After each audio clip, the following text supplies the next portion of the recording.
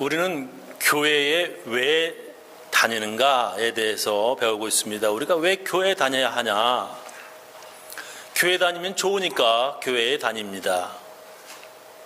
교회 다니면 복 받는다라고 하니까 교회에 다닙니다. 무슨 복을 받습니까? 첫 번째는 평안이라고 했고 제가 말씀드렸고, 두 번째는 구원, 세 번째는 은혜, 우리가 배웠습니다. 교회 다니면 하나님께서 주시는 또 다른 복은 무엇입니까? 너무나 많아요. 너무나 많아서 오늘은 마지막으로 두 개만 짧게 말씀드리겠습니다. 또 다른 복은 형통이라고 하는 그러한 복입니다. 이 형통이라고 하는 복이 어떤 복인지 한번 배워보도록 하겠습니다. 성경에 보면 요셉이라고 하는 사람이 있습니다. 이 사람이 형통의 복을 받았는데, 요셉은 오늘 우리가 함께 읽은 성경 말씀에 나오는 야곱의 아들이 바로 요셉이죠. 야곱은 4명의 부인을 통해서 모두 12명의 아들을 두었는데 요셉은 그중 11번째 아들입니다. 야곱은 12명 아들 중에서 이 11번째인 요셉을 아주 특별히 사랑을 했습니다. 아버지는 이 요셉을 많이 사랑했어요. 그렇게 아버지 야곱이 요셉을 더 사랑하니까 그 위에 배다른 10명의 형들이 아주 질투를 했습니다. 어느 날 형들은 집에서 멀리 떨어져서 양을 치고 있었습니다. 아버지 야곱은 요셉에게 형들과 양떼가 잘 있는지 가서 보고하라 형들에게 요셉을 보냈습니다. 형들은 동생 요셉을 붙잡아가지고 이집트 노예 상인에게 노예로 그냥 팔아버렸습니다.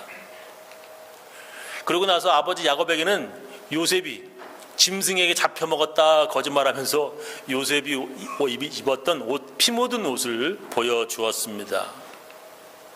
그렇게 요셉은 형들의 질투 때문에 노예 상인에게 팔려서 이집트로 노예로 끌려갔습니다. 요셉은 이집트 왕 바로라고 하는 왕이 있는데 거기에 경호대장 보디바르의 집으로 팔려갔습니다. 보디발 집에서 요셉은 인정을 받아서 노예 중에서는 아주 제일 높은 최고가 되었습니다. 성경 창세기 39장 2절 이하 보면 요셉이 받은 복에 대해서 이렇게 기록되어 있습니다. 한번 읽어보겠습니다. 여호와께서 요셉과 함께 하심으로 그가 형통한 자가 되어 그 주인 애굽 사람의 집에 있으니 그 주인이 여호와께서 그와 함께 하심을 보며 또 여호와께서 그의 범사에 형통케 하심을 보았더라. 요셉이 그 주인에게 은혜를 입어 섬김에 그가 요셉으로 가정 총무, 그러니까 노예 중에 제일 높은 거예요.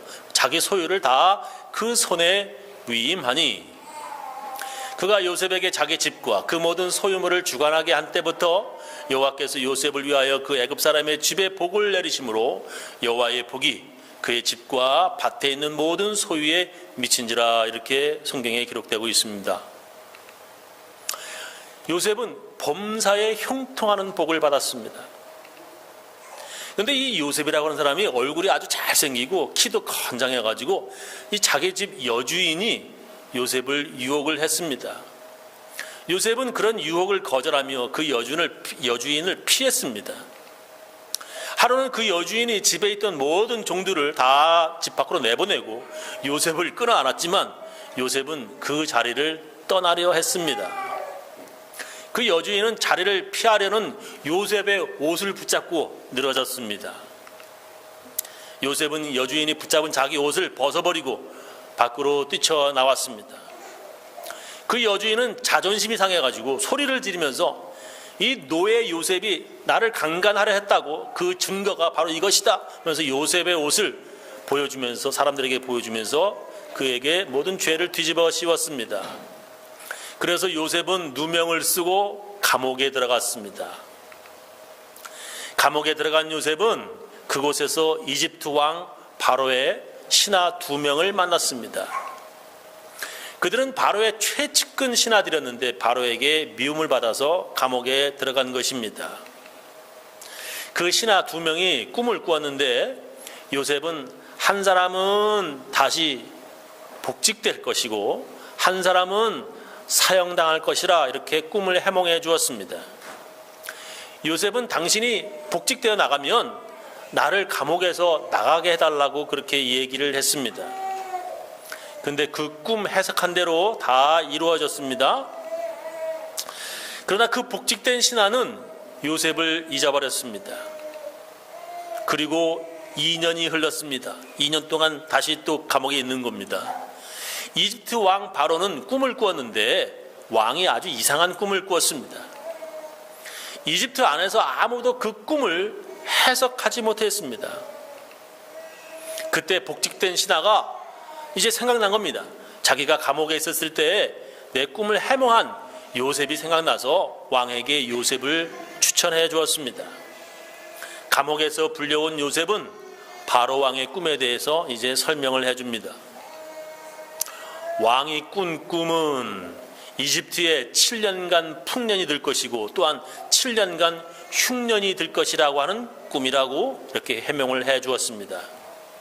그러면서 7년간의 풍년이 들 때 그 거두어들은 많은 양식들을 창고에 잘 저장해 두어서 이제 다가오는 7년의 흉년에 대비하여야 합니다라고 이렇게 얘기를 해 주었어요. 이제 왕은 총명하고 지혜로운 사람을 택해서 나라 일을 그에게 맡겨야 합니다 말해 주었습니다. 바로 왕은 요셉에게 야, 네가 좋겠다 그래가지고 바로 그 자리를 맡기면서 요셉을 이집트 전국을 다스리는 총리로 임명해 주었습니다. 어찌 보면 그의 해석대로 7년간의 풍년이 안 와도 사형당하는 것이고 또한 7년간의 흉년에 잘 대비하지 못해도 요셉은 또한 죽는 것입니다. 아주 위험한 것이죠. 그러나 그의 말대로 7년간 풍년이 들었고 창고를 지어서 많은 곡식을 저장해 두었습니다. 또한 그의 말대로 7년간의 흉년이 들어서 아무것도 7년 동안 거두어들이지 못했습니다. 백성들은 계속되는 흉년에 먹을 것이 없어가지고 굶주렸고 왕에게 와가지고 우리 좀 먹을 거 달라고 막 이렇게 도와달라고 말했습니다. 총리인 요셉은 왕을 대신해서 그동안 비축해둔 곡식을 백성들에게 나누어 주었습니다. 그러니까 왕에게도 백성들에게도 요셉은 아주 인정받는 신과 같은 그러한 존재가 되었습니다. 7년간의 흉년은 이집트에게만 있는 것이 아니라 이스라엘에게도 생겨서 요셉의 형제들도 먹을 것이 부족했습니다. 그래서 아버지 야곱은 이집트에 가서 곡식을 사오라고 형들을 보냈습니다. 요셉은 이집트에 온 형들을 멀리서 알아봤습니다. 근데 형들은 동생이 이집트 복장을 하고 아주 오랜 세월 동안 이집트에 있으니까 얼굴도 많이 변했지요. 동생 요셉을 설마 총리가 된 걸 어떻게 알아보지 못했습니다. 요셉은 자기의 정체를 이제 형들에게 알리고 형들 가족과 아버지를 이집트로 모셔와서 함께 살았습니다. 그리고 세월이 지나서 이집트에 모셔온 아버지 야곱이 죽었습니다. 그때 형들은 이제 아버지가 돌아가셨으니 동생 요셉이 자기를 노예로 팔은 것을 복수할 거라 하면서 동생을 두려워했습니다. 그러면서 형들은 아버지가 살아계실 때 자기들에게 복수하지 말라고 이렇게 유언했다고 요셉에게 거짓말을 합니다. 그때 요셉은 형들에게 아주 이런 말을 남기는데요. 창세기 50장 16절입니다. 요셉에게 이런 전가를 보냈다. 형들이 보낸 겁니다. 당신의 아버지는 돌아가시기 전에 당신에게 이런 말을 전하라고 우리에게 지시하셨습니다. 네 형들이 너에게 악한 짓을 했을지라도 노예로 팔았을지라도 이제 너는 그들의 잘못을 용서해 주어라. 그러니 이제 당신도 당신 아버지의 하나님의 종들인 우리를 용서해 주십시오. 요셉은 그 이야기를 듣고서 막 웁니다. 그리고 그 형들이 직접 와서 요셉 앞에 엎드려서 우리는 당신의 종입니다 이렇게 말을 하자 요셉이 그들에게 말했다. 두려워하지 마십시오. 내가 하나님을 대신할 수 있겠습니까? 형님들은 나를 해치려고 하였으나 하나님은 그것을 선으로 바꾸셔서 오늘날 내가 많은 사람의 생명을 구할 수 있게 하셨습니다. 그러니 형님들은 조금도 두려워하지 마십시오. 내가 형님들과 형님들의 자녀들을 보살펴 주겠습니다.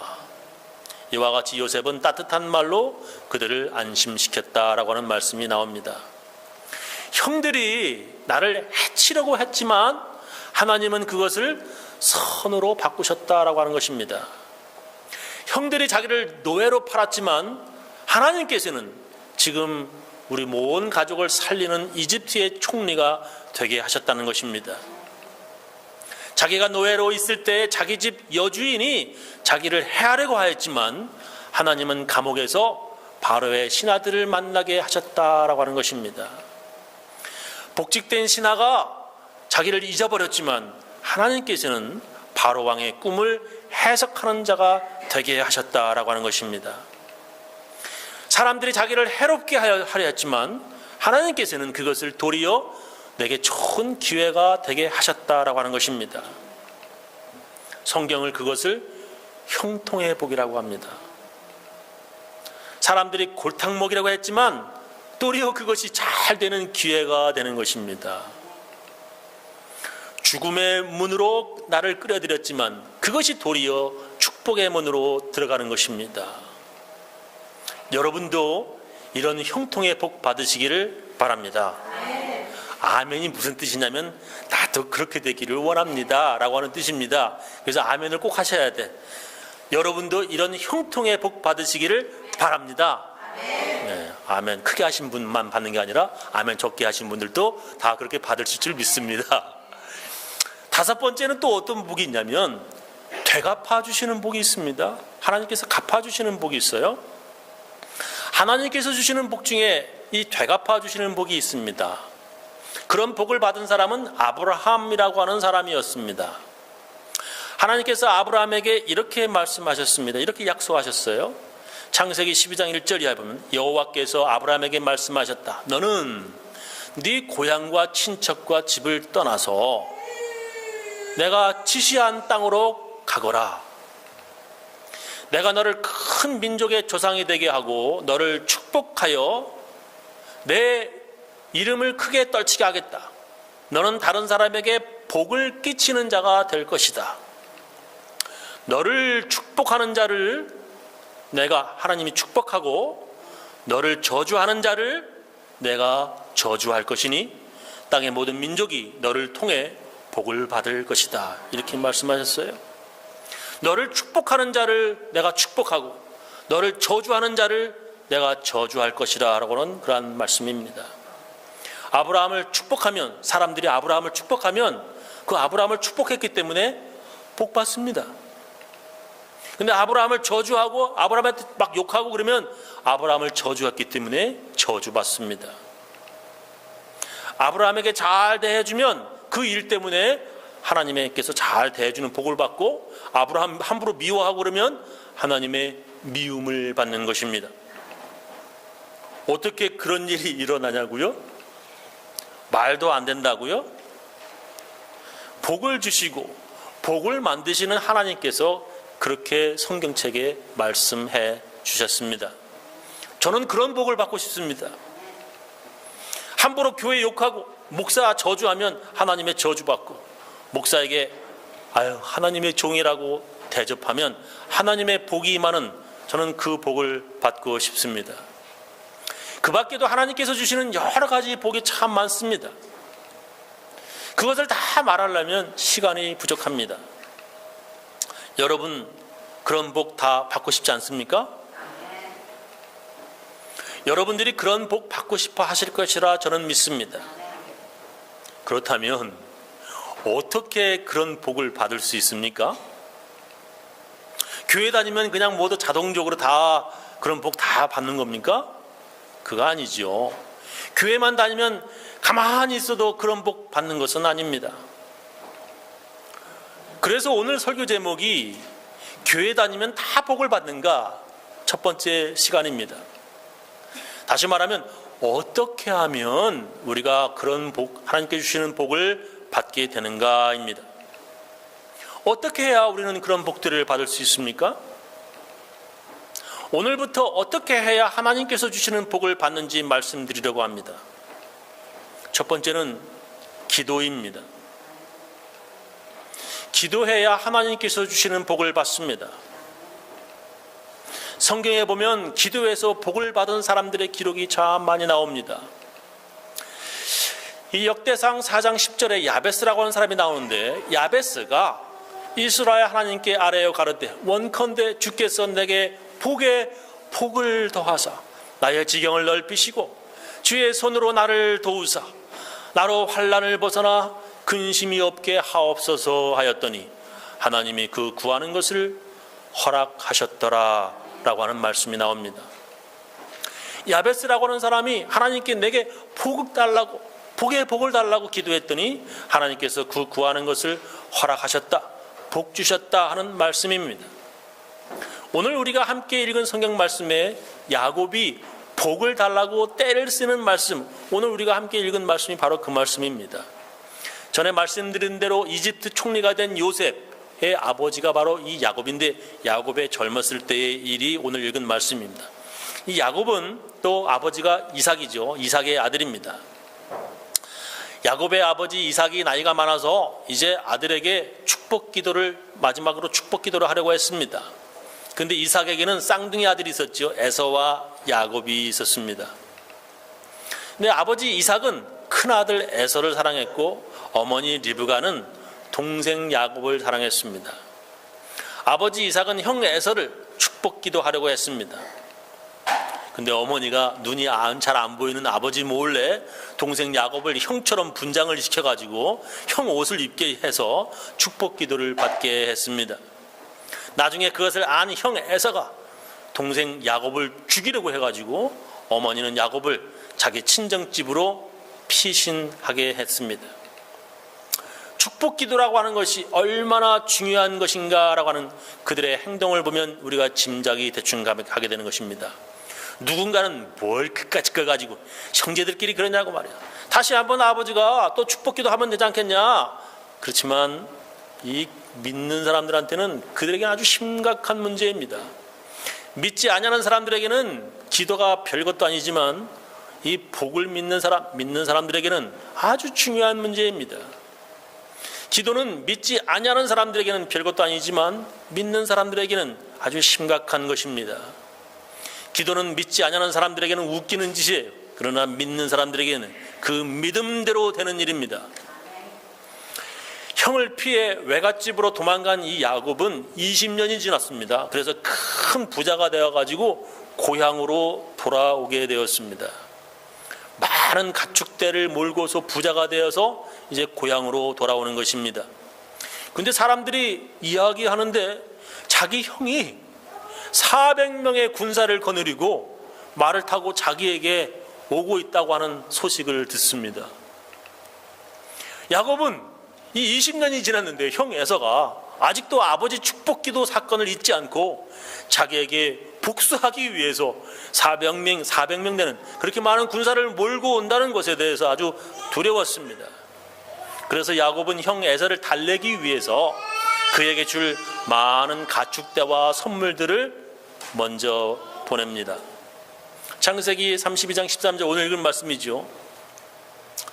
야곱은 거기서 밤을 새고 이제 그 앞에 있는 말씀입니다. 야곱은 거기서 밤을 새고 자기 형 에서에게 보낼 선물을 준비했는데, 이제 야곱이 형 에서에게 보낼 선물들을 막 온다고 하니까 400명 군사 몰고 온다고 하니까 선물들을 이제 보내는 겁니다.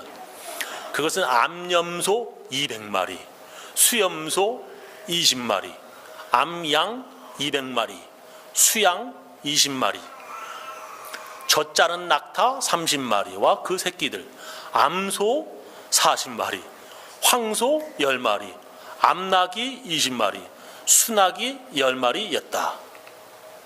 야곱은 그 짐승들을 여러 떼로 나누어 종들에게 맡기고 너희는 그 각 떼마다 간격을 좀 벌려두어서 짐승들을 몰고 먼저 가거라 이렇게 지시를 하고, 제일 선두에 가는 자에게 이렇게 지시하였다. 내 형 에서가 너를 만나 네 주인은 누구며 너는 어디로 가느냐 이렇게 물으면 네 앞에 있는 이 짐승들은 누구의 것이냐 하고 묻거든 너는 그에게 이것들은 당신의 종 애굽의 것인데 그의 주인 에서에게, 형 에서에게 보내는 선물입니다. 그리고 내 주인 야곱도 뒤에 오고 있습니다 하고 대답하여라, 이렇게 지시를 했습니다. 형에게 주려고 하는 선물을 보면 이게 엄청납니다. 그죠? 그것을 여러 때로 나누어서 이것도 형에게 주는 선물, 또 선물, 또 선물 이러면서 형을 달래려고 하는 것입니다. 그리고 나서 오늘 우리가 함께 읽은 말씀이 이제 시작이 돼요. 창세기 32장 22절 오늘 읽은 말씀입니다. 야곱은 밤에 일어나 두 아내와 두 여종과 그의 11 아들을 인도하여 야복나루, 이 강가입니다. 강가를 건너게 하였다. 그는 그들과 그의 모든 소유를 그 시내 건너편으로 보내고 다 이제 보냅니다. 자기만 홀로 남았는데 어떤 사람이 와서 날이 새도록 야곱과 씨름하다가 어떤 사람이 야곱과 막 씨름을 하는 겁니다. 자기가 이길 수 없는 것을 알고 야곱의 엉덩이를 쳤다. 그래서 그와 씨름하는 중에 야곱은 엉덩이 뼈가 위골되었다라고 하는 말씀입니다. 엄청난 선물들을 여러 때로 나누어서 먼저 형에게 보내고 그리고 자기 아내와 아이들도 보낸 후에 이제 자기는 빈 털터리로 홀로 남은 것입니다. 형이 400명의 군사와 함께 와서 자기 재물들 다 빼앗고 자기 처와 아이들을 노예로 삼을까 아주 두려운 것입니다. 그러면 자기는 완전 알거지가 되는 것입니다. 20년 동안 그렇게 노력한 것이 다 물거품이 되는 것입니다. 그래서 야곱은 어떤 사람을 붙잡고 늘어지면서 복 달라고 막 이렇게 하고 있어요. 복 달라고 막 붙잡고 늘어지는 겁니다. 오늘 읽은 말씀이죠. 그때 그 사람이 말하였다. 날이 새는데 나를 가게 하라. 여튼 야곱이 하는 말이 당신이 나에게 축복하지 않으면, 내게 복 주시지 않으면 내가 당신을 놓아주지 않겠습니다 라고 그렇게 얘기합니다. 그래서 묻죠. 네 이름이 무엇이냐? 예, 제 이름은 야곱입니다. 네가 하나님과 겨루고 사람과 겨루어 이겼으므로 다시는 네 이름을 야곱이라 하지 않고 이스라엘이라 부를 것이다. 당신의 이름을 나에게 말해 주십시오 하고 야곱이 말하자, 그러자 그 사람은 네가 어째서 내 이름을 묻느냐 하며 거기서 야곱에게 축복하였다라고 하는 말씀이 나옵니다. 나를 축복하지 아니하면 가게 하지 아니하겠나이다 하면서 막 붙잡습니다. 그죠? 놔라, 못 놔요. 놔라, 나 가야 한다. 축복하지 아니하면 못 갑니다 하면서 막 붙잡고 막 그렇게 늘어지는 겁니다. 하도 복 달라고 붙잡고 늘어지니까 허벅지를 한 대 맞았다는 것입니다. 그래도 때려도 매달리니 어쩔 수 없이 복을 주었다고 성경은 기록합니다. 야곱이 기어이 복을 받았다고 하는 것입니다. 성경은 복 달라고 기도할 때 귀찮아서라도 주신다고 말씀하십니다. 예수님께서 이렇게 말씀하시죠. 너희 중 어떤 사람에게 친구 하나가 있다고 하자. 근데 그 친구가 한밤중에 찾아와서 여보게 빵 3개만 구워줘. 한 친구가 여행 중에 우리 집에 왔는데 우리 집에 먹을 것이 없어서, 대접할 것이 없어서 그러네 하고 말하면 그 안에서 우리를 괴롭히지 말게, 이미 문 닫혔고 아이들과 나는 지금 다 잠자리에 들었으니 지금 일어나서 빵 찾아가지고 자네에게 줄 수 없네 하고 거절할 수 있겠느냐.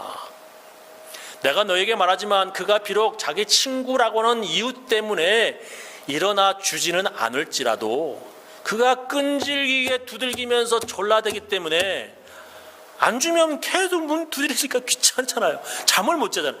일어나 그에게 필요한 것을 줄 것이다. 예수님께서 그렇게 말씀하십니다. 끈질기게 졸라대니 귀찮아서라도 준다고 하는 예수님의 말씀입니다. 하나님의 복은 구하는 자가 받습니다. 예수님은 구하라 그리하면 주실 것이라 이렇게 말씀하시죠. 예? 그런 하나님의 복 받지 않아도 지금까지 잘 살았다고요? 하나님이 도와주시지 않았어도, 내가 기도해서 하나님 도와주지 않았어도 지금까지 아버지가 잘 도와주셨고 남편 잘 도와줬고 아내가 잘 도와줘서 잘 살았다고요? 그렇게 생각하면 어쩔 수 없지요. 그렇게 믿음이 없으니 지금까지 그렇게 살아왔겠지요. 그런 사람에게는 하나님의 복이 임하지 않습니다. 하나님의 복은 믿고 달라고 하는 사람, 가지고 계시잖아요. 그냥 쳐다만 보시면 되잖아요. 믿고 달라고 끈질기게 조르는 사람에게 복이 임합니다. 하나님의 복은 믿고 간절히 구하는 자에게 하나님께서 복 주십니다. 하나님의 복은 교회만 다닌다고 다 받는 것이 아니라 이렇게 믿고 구하고 기도하며 매달리는 사람 보니까 형편없어. 형편없는 사람인데 저렇게 귀찮게 매달려, 때려도 매달려, 붙잡고 늘어져. 그런 사람에게 준다고 하는 것입니다. 저는 우리 교인들 모두 믿음으로 기도해서 하나님의 복 받는 사람들 다 되시기를 예수님의 이름으로 축원합니다. 기도하시겠어요?